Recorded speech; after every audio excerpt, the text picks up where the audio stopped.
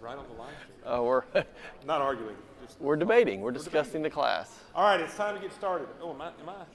Yeah. Yeah, I think I'm on. Time to get started. I know I have mics with. I give you one, Eric. I give you Eric, Joe, and Benny.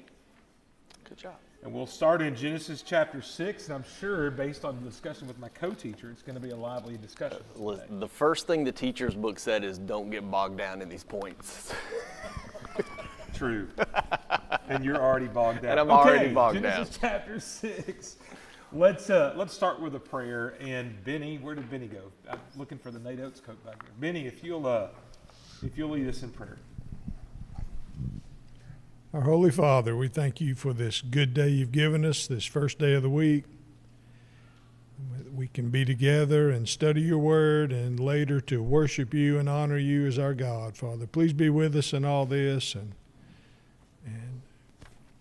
be with Terry and Jared as they lead our thoughts today and help us to be good participants and to make good applications to our lives. To be more like Jesus every day, Father. Help us to strive to put you first in all that we do and all that we say. These things we pray in Christ's name. Amen. Amen. All right.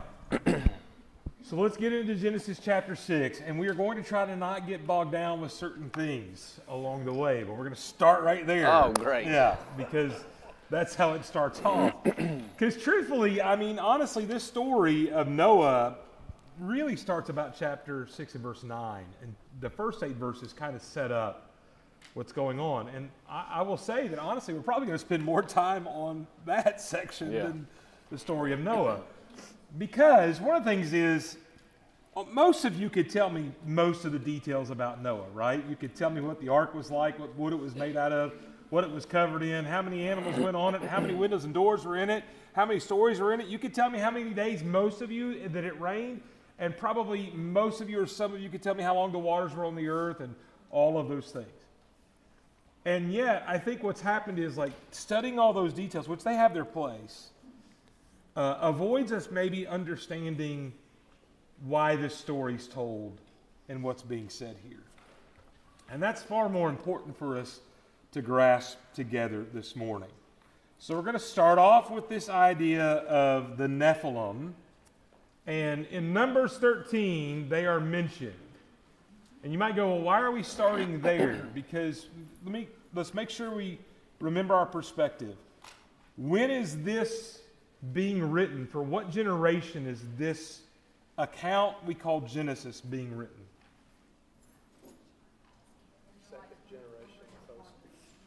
Second generation. Who else? Okay. Here's another way to look at it.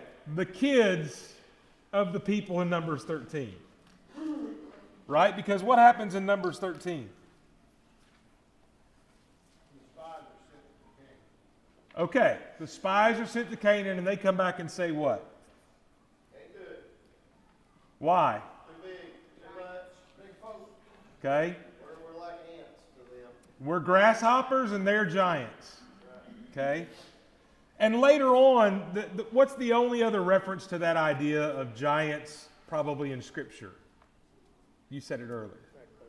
Goliath, right? Who's mentioned connected to Anak, who's mentioned here in Numbers 13, right? So there's this thing that goes on there. Now, so the word Nephilim is used to describe the people of Canaan. And we can't defeat them, all right? Why is that important to start there? Numbers 13. Why do we start with Numbers 13? Yeah, Nancy? They're going to go through the same thing in fear. Okay. Or they could possibly fear. Could possibly go through the same thing, right? There's also that this is the hard part for us to understand. The idea of the word Nephilim, or what they represent, whatever it is really introduced at the time of Numbers 13 with the reporting of the spies. And then Moses comes back and writes this in a way in Genesis 6 to purposely make the connection to Numbers 13. So where we struggle sometimes, I think, is we read Genesis 6 as the origin of the Nephilim, and because we read it, this is what our discussion's been up here, scientifically, that this is a race of people. But if you read it from the standpoint of language, when the word is introduced, the idea of Nephilim is introduced in Numbers 13 with the report of the spies, and Moses is purposely connecting Genesis 6 to the report of the spies. He tells Genesis 6 in a way, in other words, to make a connection to Numbers 13. Why? Goes back to what Nancy said. Right. Your parents wouldn't go in here because of these people. And so in Genesis 6, there's a point we'll talk about in a moment why he does all this. We'll get to it in a moment. So that should change the way you read the passage. I already answered this question. It should change the way you read the passage because we read it, Genesis 6 is the origin, and then Numbers 13. And that's backwards. And one of the ways I was trying to illustrate that is the word Nephilim likely didn't even exist when Genesis 6 actually occurred because language is created in Genesis 11. And so the language of the actual people used in Numbers 13 may not be the language of people prior to Genesis 11, which also blows our mind to think about. Although we know it, right? We can't assume that what becomes Hebrew post-Genesis 11 was the language of all people in Genesis 2. That's the challenge there. And I know that's theoretical, but that's just something that we probably don't think about. So to say all of that is you've got to understand that the origin of the word, time period-wise, happens in Numbers 13. And there's a purposeful reference then, I think, when you tell the story of Noah to connect to Numbers 13. And the reason that's important is when you get that and you focus on that, it does not matter what you say the Nephilim are. Okay, did you hear that? It does not matter what you say the Nephilim are. Or whether it's this, or it doesn't matter. Because the connection is more important than what you think it is. The Nephilim, just to be honest with you, is kind of like the thorn in the flesh in 1 Corinthians 12. I don't know. I have thoughts. I have some pretty solid thoughts. But I don't know. And I think it's a flaw to try to, and I was picking on Jared because we were texting this week, and he was like, he mentioned genetics and recessive genes and all of this stuff. It was in the teaching manual. Yeah, I know. The teacher book led me down. You went down that path quickly. But I don't know that any of that matters. I don't think it matters ultimately. Because what Moses is trying to teach these people is really the point here. Okay? That's where, by the way, that's how this studying Genesis this way has changed the way I view the book so radically, truthfully. Is because I've never looked at it from that standpoint. No, it's a different perspective. Right? And that's what we've done all along. Most of our questions have been, why does Moses write to these people this way? And that's got to be the same. Yeah. It's got to be the same guide here. Does that make sense to everybody? Okay. You good with that? Anything to add? No. Recessive genes? No, I think I like your phrasing. Okay. Yeah, I'm going to go with that. What sin occurs then in Numbers 13 and really chapter 14 because of the Nephilim? Unbelief. Unbelief. Okay. Anybody else? Lack of trust. Anything else? They essentially refuse God's gift, and that's tied to the two Do you have a things microphone? tied to the two things that's already been mentioned. Is that God's carried them to this point, and they decide they're not. It's their job going forward and they've taken God out of the picture. Yeah, and ultimately it's a form of rebellion, right? And you can think about it as a gift, that they're refusing a gift, but they're also refusing what God's told them to do. What has God told them to do? Take the land. Take the land. And they say what? Can't do it. Can't do it. Won't do it. God says, all right, and I'll just let you wander around till you die out. Right? And that's what he does. He lets them wander around till they die out. So, what happens to the Nephilim in Genesis 6? This is where we start putting the pieces of the puzzle together. Let's go back to Genesis 6. What happens to the Nephilim here? Doesn't matter who they are, what they are. What happens to them? They die. Noah is not part of the Nephilim. Okay? They die. So, now, here's your Slido. You knew that was coming. Get your phone out. Yes, you can. How would the inclusion of the Nephilim in Genesis 6 help the audience of this message that's really in the days of Deuteronomy, if you really want to think about it, right? And Deuteronomy is like the last month or two before they crossed the Jordan. So you're looking way later historically than in the days of Noah when this is being delivered as a story, as a Torah, as a written set. So how does this inclusion help that audience? And I think in answering this question, we understand why Moses does this. Yeah. That's the key. So how does that help? I got one person typing. Anybody can answer if you'd like. Yeah, John?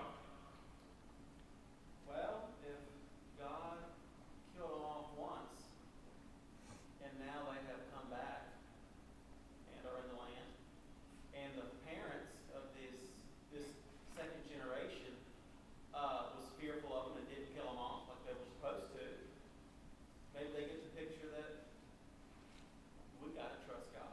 Okay. And God will lead us when we take the land. When this generation, when we meet these big people again, we got to put it on God. Okay. Because we got two instances that we read about, it didn't happen.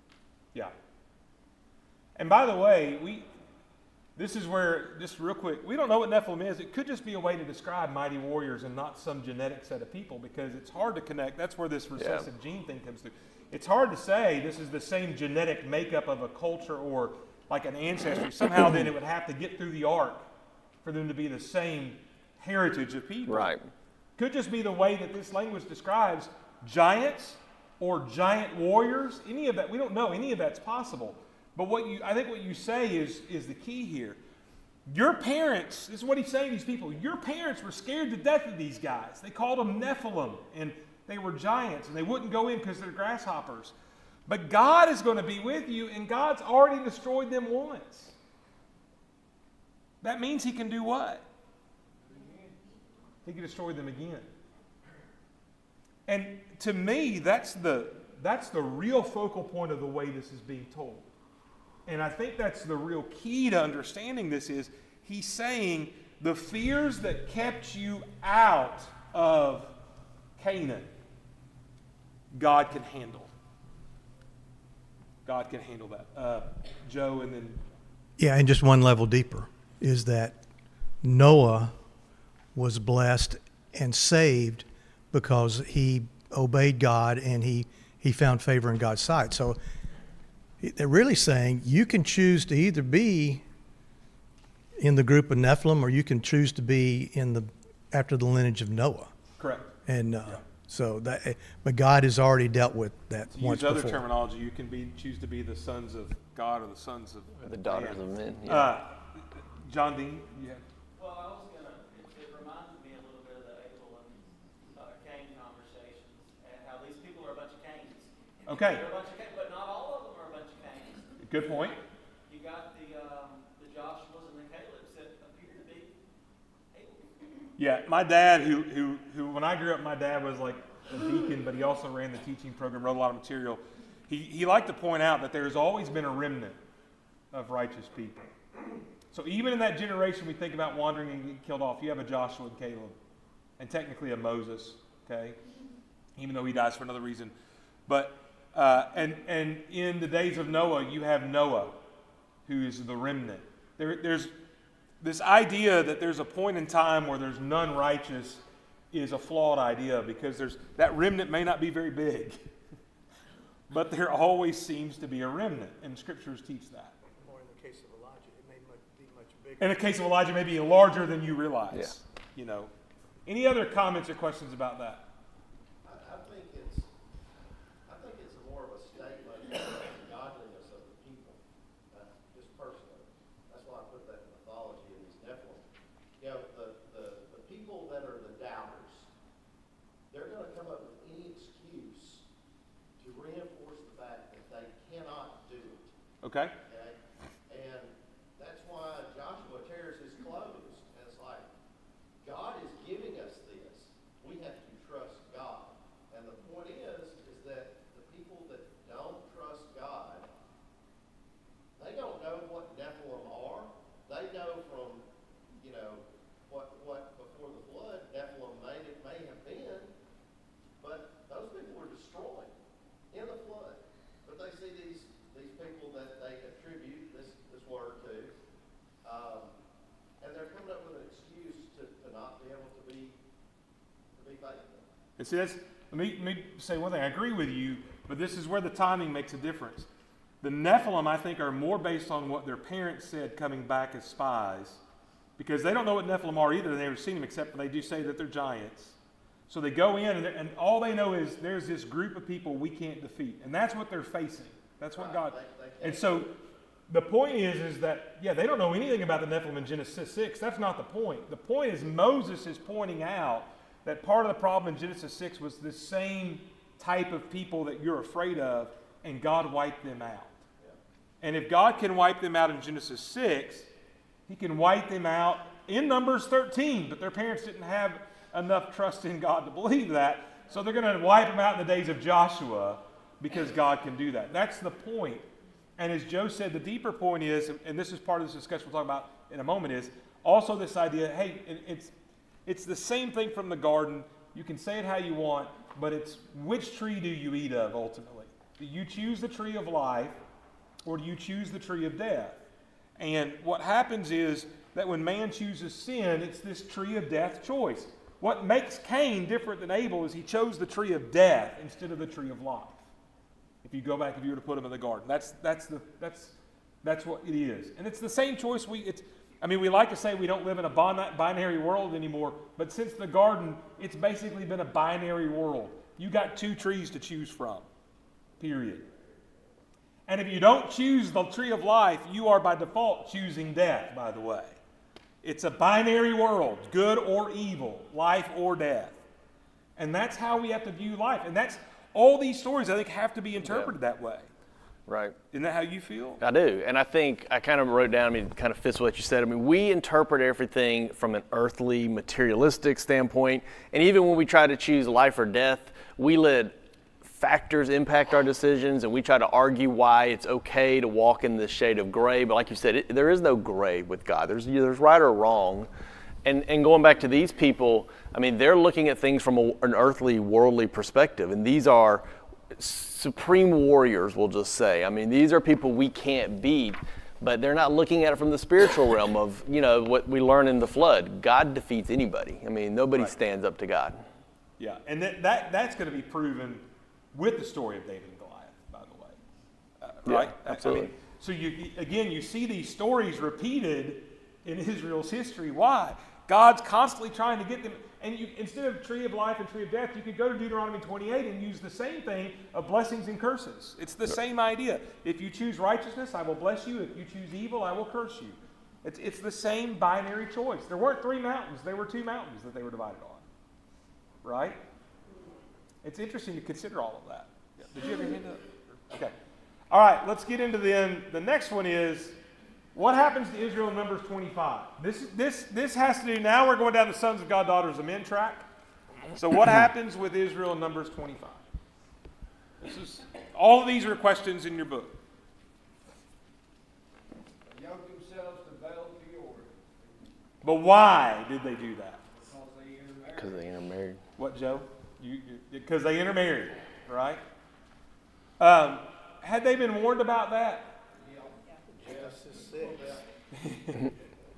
In Genesis 6, they were warned about that. The days of Noah, they were warned about that. This is... There's two repetitive things, I think, that come up in the Torah, preparing them to enter the land. One of them is, lest you forget me when you come into the land. So one of them is forgetting God. And the other one is this.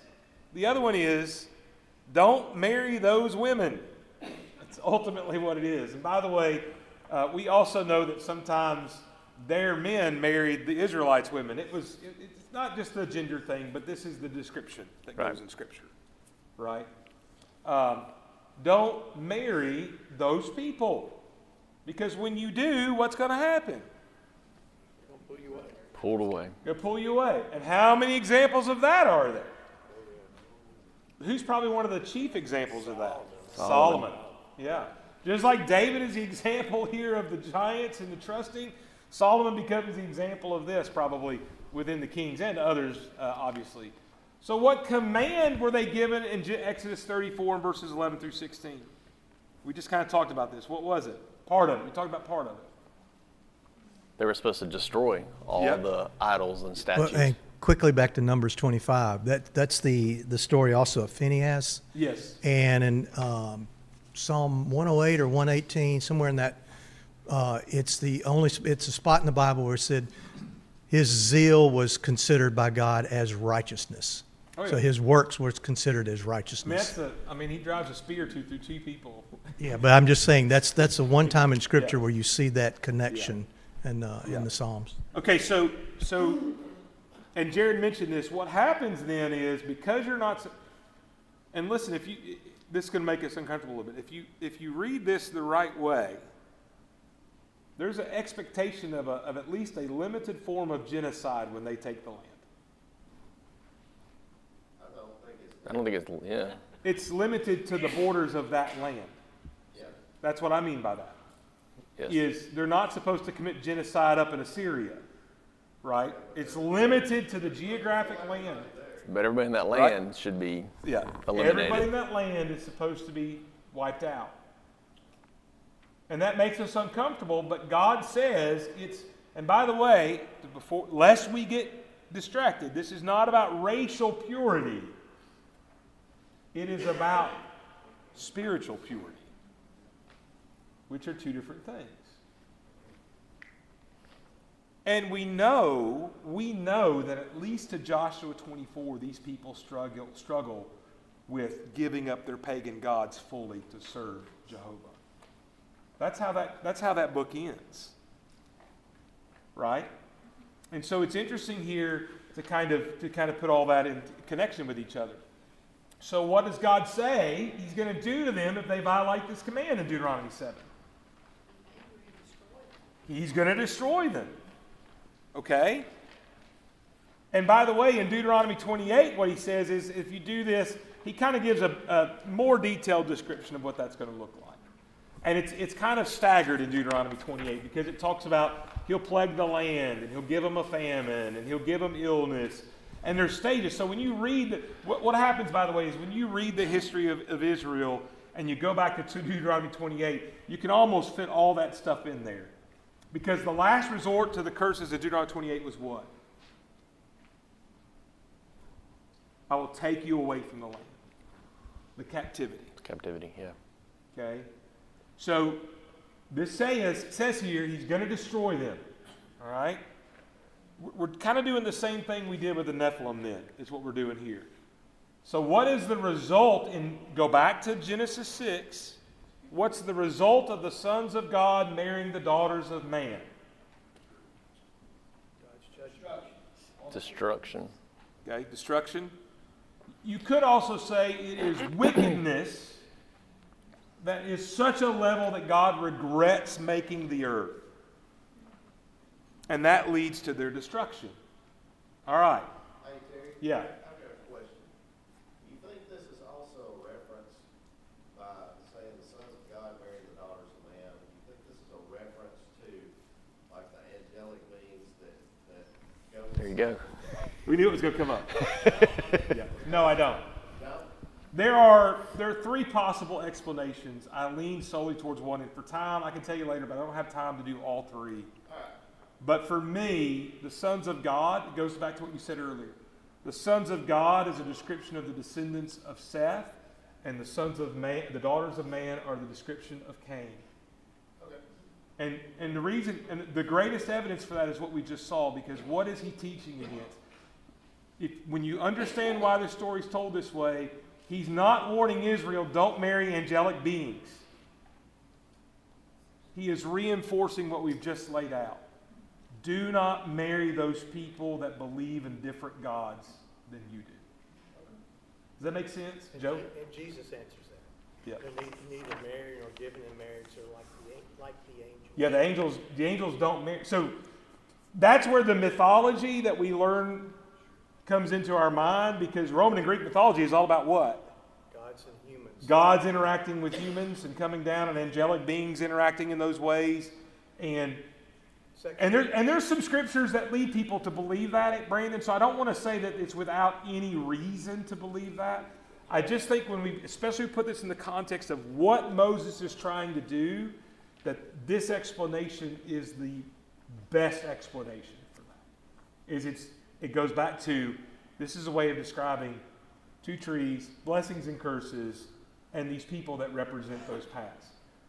If you take out sons and daughters and put the followers of God and the followers of man, then suddenly it's like a light bulb comes on. Yeah. Okay? John, Dean? Real quick, in April of 23, you went into the depth of this being the sons of Seth in a lesson. So, Did I really? yeah, so, I've forgotten go that. back and listen to it. Yeah. You go back and check yourself. Well, I'm glad I got it right in 23, because if you found a sermon from May of 2008, I probably got it completely wrong. So I would just say, besides the sons of God, daughters of men, what I thought of when I was reading this, and I mean, we live in a very different world, obviously, than this world, but I feel like taking up my cross every day is a challenge. But what God's asking of these people, to go in and to just, hand-to-hand combat and kill everybody in the land, and that blows my mind. Like I get why they would struggle. That would be hard. Now you see what happens because they struggle. Yeah. They have destruction upon themselves and they fall away from God because they didn't listen. But right. What a task God puts on them. When at the same time we're looking at the flood. I mean, God could have had a plague hit these people. God could have purged this land before they ever took it. Yep. But there had to be some work that they put in. He could have sent fire upon the earth. And anything he recreated wanted, fire. right? But he needed these people to. By the way, to go ahead and answer do. the Slido, because Joe's getting ready to talk too. So. Go ahead. That's it. Yeah, But Joe. And I see it more as God's looking for them to show faith. He's going to do so many of the battles that they're not swinging the sword near as often as we would in today's environment if you went in to do that sort of thing. But he's looking for faith, and that's the thing that's so precious to God, is that faith says, yes, I can do this, but I can only do it because God said I could. Yeah. And I would say they and are he's actually on my the side. ones swinging the sword, though, because there's passages where God says, I want you to slay the nursing infant. And I when got you read that. it takes faith to do that, and I understand your point. Yeah, I got that. But there's still this whole concept. When they go in and they try to do it on their own, AI yeah. is the example. They fail miserably. Yeah. And even after the conquering, if you go to 1 Samuel 4, when they bring the ark in, right, because they can't defeat the Philistines, and the ark's carried off. Again, it's miserable failure. Story of Jonathan and Saul. The Philistines kill each other. Yeah. Because of the confusion that God creates in the camp. And there's just all these. Yeah. So Jericho, for instance, God gives them the city, but then they have to go in and kill everything. Right? So that was where the obedient faith comes in. They've got to go take that sword and kill even the nursing infants. that's harder than anything I have to do day to day. I mean, that right there is next level difficult. But it also is the kind of faith and trust that Joe's talking about.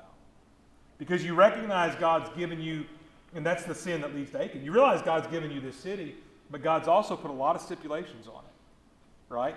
Not only the walking around, but everything goes to God. Everybody gets killed. Every animal gets killed. Everything gets burned and destroyed. Everything goes to God. You don't get any of it. And that was too much for Achan. And then that leads to the problem of Ai. John? For me, another complexity of it is, even if they would have done it, if they wouldn't have done it with faith, Sure. or able, then the same result would have happened. If they wouldn't have walked around the wall with faith, the wall wouldn't have fallen. Yeah. We talked about it. They didn't have that faith. Yeah. Answers here that only bad comes from obeying God. The message to them is, don't intermarry with the people of the land. It'll be disastrous if you do. To understand that God is serious about following His commands. And all that's true. I think the main thing is, God says, if you do this, I'll destroy you. And Genesis 6 is told in a way to say what? he keeps his promises. I've already done it. So it's the same message ultimately about the Nephilim. You can conquer the Nephilim. How do we know, God? I've already done it. Go in and wipe out these people and don't intermarry with them. Why? How do we know, God? Because I've already destroyed them once because of this. And what's really interesting is that God, ultimately in this story, understand too that God is going to say, we're going to talk about the covenant in just a moment, if we have, hopefully have time, that he makes his covenant never to do this again. But the problem is, man, his own special people, continue to do the same things that cause them to destroy the earth by water.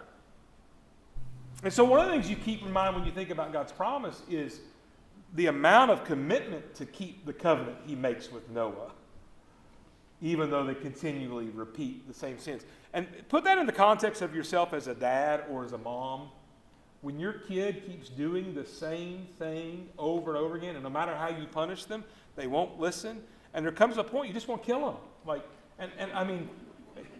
And listen, there's a part of that where we go, no, you don't mean that. No, there's some days you're razor thin close because you're like, I am just sick of this. Why are you still doing this? And that's what God's facing with us. Yeah, Eric? I'd just say the spirit of my grandmother has come over me. But she used to always say, too, I mean, this is an issue for us today, is she would always say, make sure you marry a girl from the church, Eric. And there's a lot of truth, in that today as well. I know it's a whole nother level with what we're talking about now, but that relationship with your spouse I'll actually amend that statement. Can do that. I love your sweet grandmother, but there's sometimes I would say, don't marry that girl because I know what she's really like when she's not at church. Look, the fact that the girl goes to church doesn't mean she's the right person. Because I've had lots of kids be led away by girls they met at church. I'm just going to be brutally honest with you. That's not about any of our kids. Our kids are perfect, by the way. You gotta pick the right one. Yeah. But you got to pick the right one, even at church. Like that's the issue. It's really, and we probably have stories in this room of people who are now Christians because somebody didn't pick somebody from church as well.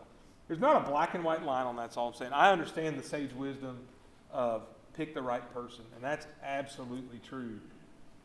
I just want to make sure we don't teach our kids that that's found always in their Bible class, because, man, there's some, not here because your kids are perfect.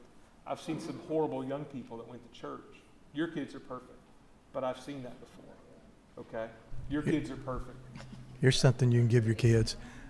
Marry somebody who loves the Lord more than they love you. Correct. That's the barometer. That's the barometer. Yeah, love the Lord more than you. Yeah. All right, let's move on. Noah. This is all the stuff we already know, but let's talk about it real quick. What are the two reasons Noah and his family are set apart from the rest of creation? Walked with God, what did you say? Noah. Well, what were Noah's the two reasons? Or? Yeah, I'm sorry, I didn't read it. Yeah. That's how I get picked though. Yeah. Why do you need two? Yeah. One is that Noah was righteous, but the other is that he found grace. He got grace. Found grace. Here's the interesting thing about Noah's righteousness. As righteous as he was, I think that's somewhat relative to the rest of the world because he still needed God's favor. Still needed God's grace. Well, we're all deserving of destruction. Correct. I mean, right? So, Correct. Even Noah was deserving of Yes, destruction, but absolutely. he found grace. Exactly. And it is grace that saved him, ultimately. And that word favor, by the way, is just another way of saying grace. I like grace better. What instructions did you receive and how did you respond? This is where you spout off your years of Sunday school knowledge. So, go ahead. Then we have boat out of gopher wood, Okay. A boat. an ark, Yeah. What is an ark? big boat. It floated, didn't it? Barge. Wood floats and it's not a boat. Like it's a big barge. The word ark just means box. It just means box. That's why the Ark of the Covenant is the same word as this. This boat was not built to be guided anywhere or to actually set off on some voyage. It was just meant to float. Didn't have a rudder. No rudder, probably not even close to what we would consider a hull, right? And by the way, if you've seen pictures or been up to the Ark up in northern Kentucky, Cincinnati area, I think that's probably pretty close. It just looks like a box with rounded corners, and I think that's pretty close to accurate. It's just a big box that floats. Waters come up and it floats. Okay, so it's an ark, a boat, a box, however you want to call it. Floats. What else? Anything else? That's it? Just go build a box. A lot of rooms. Lot of rooms, 3 floors. It was built to house, it was built to contain. It's, you know, think of this. This is in Scott's language. It's a floating barn. Or if you'd like to expand that, a barn-dominium. 3 stories high. It's a floating zoo, if you will. That's what we have here, okay? Is a floating zoo, a floating barn-dominium. There's enough room for 8 people. And by the way, for that entire time that they're there, they become zookeepers. And I don't know if we have the appreciation for the amount of work that must have been. Oh, yeah. Listen, animals defecate, and that has to be handled. Or you wouldn't have lasted those 40 days in that box, right? So just think about all of that. There's a lot going on here, okay? One of the things I think we forget is there's a lot of work that happened in this box, this barn-dominium floating on the water. It's not as if the grace in this story was just, hey, here's a boat for you, you're saved. He had to build it, he had to build it the right way, and he had to staff it, for lack of a better term, in order to save himself. So we see, here's a good example of just how salvation works. This was all done by God's grace. But Noah and his family also had to do some things in the process of receiving that grace. Okay? Let's, for sake of time, let's go on. How does God judge the earth in the days of Noah? Yeah. Yeah. When you read this, did it stick out to you that the way God says it, he's going to judge the earth with the earth? Did y'all see that? Yeah. Let me get, here it is. In verse 13 of chapter 6. I have determined to make an end of all flesh, for the earth is filled with violence through them. Behold, I will destroy them with the earth. And it's as if God is saying, I'm going to destroy my creation by my creation, is the language here. I thought that was interesting because we always say, oh, he did it by water. He says here, I'm doing it with my creation, with nature, if you will. I'm destroying the earth with the natural order of things, which is interesting as well. What covenant does he make at the end? Won't destroy the world by water again. What does he do to remind himself and us of that? We talked about this a couple weeks ago. The rainbow. Rainbow. Remember one of the things when we talked about that a couple weeks ago was he says it's a reminder to him to not destroy the earth. And when you think about how bad man continues to be repeating the same problems, he probably needed the reminder more than anybody, right? Because they just keep doing the same stuff they've been doing. They don't stop. And it gets worse and worse and worse, truthfully, by the time he hauls them off into captivity. Okay, so why? Then we get into, here's the next one. We'll talk about this while you're looking at the Slido, because hopefully you did your... it's just kind of like Nephilim and sons of man and the daughters of man, sons of God. I don't know that figuring out what the curse of Ham, I don't know what that really matters, what the curse is, okay? And I know there's things in the story you go, well, it has to be this, or that's... I don't know that any of that matters. Ham is cursed in this story. Why does Moses share the curse of Ham in this story? What do these wandering Jews need to learn from him sharing that? And as you're answering that, hopefully with your phone or thinking about your answer in person, the thing that makes that interesting to me is, again, this is how this changes how we view things. And by the way, this is how I view 2 Corinthians 12 with the thorn in the flesh. But we get distracted with the wrong things sometimes. The point of 2 Corinthians 12, and we'll see this before long in another lesson, probably on myth quotes, I think it is. That idea there is, that's not what's important. Defining the thorn is not important at all. Defining the Nephilim is not really important at all. Defining the curse of Ham is not important. Right. Okay? So what is important here? What is supposed to be learned? Nobody. For me, what's interesting is that sometimes when we read the Bible like we did last year in chronological order, you read this here in Genesis 9-ish, 10-ish. Yeah.